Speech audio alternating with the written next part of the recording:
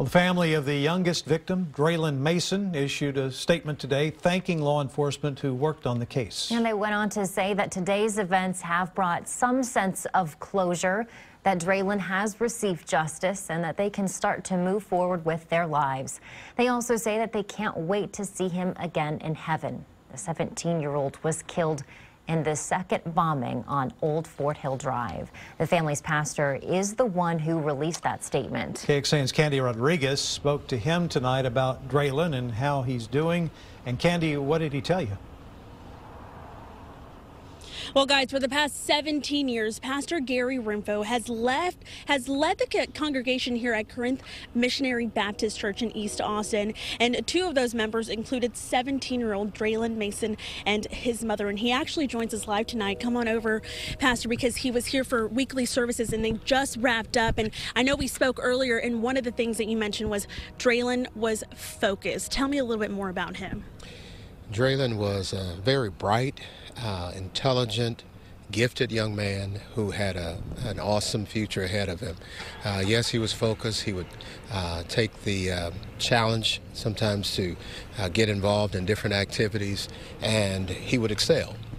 He was funny. He had a bright smile. He would lighten up a room. That's the kind of person that he was, and we've enjoyed knowing him. He lived a full life in 17 years. Yeah, he was very bright and destined for greatness. Excellent. Yes, he was focused. He had aspirations to go to UT or possibly Hampton, other schools that he had applied to. So college was definitely one of the things that he was looking forward to.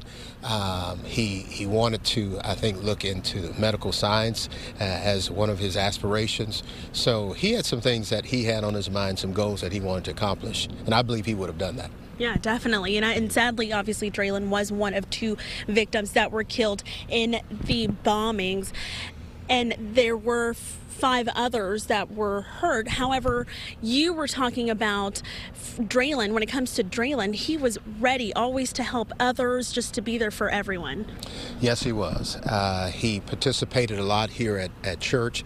One of the things that he helped and assisted us with was our last service, where we had a Super Soul Sunday service, where he was responsible for putting together a video clip that we could use in our worship service, and that was something that he did to help out, and that's the kind of person he was, willing to help out. Truly a genuine person there.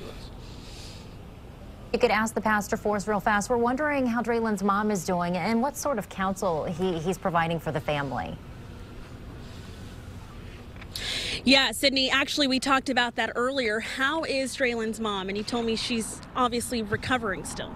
She's still recovering. I think she's doing a little bit better than last week, but she continues to heal. She continues to grieve, but she's being comforted by family, friends, definitely overwhelmed by the support she's gotten from the Austin community and all those who knew Draylen. So that helps with the process. And I know, Sydney, earlier when you guys mentioned the statement, one of the things that they said was that obviously being a big part of the church, that they felt like they had some closure. How are you helping them, counsel them through this? Through our faith of depending on and trusting in a God that helps bring us together in love. I think leaning and depending on each other.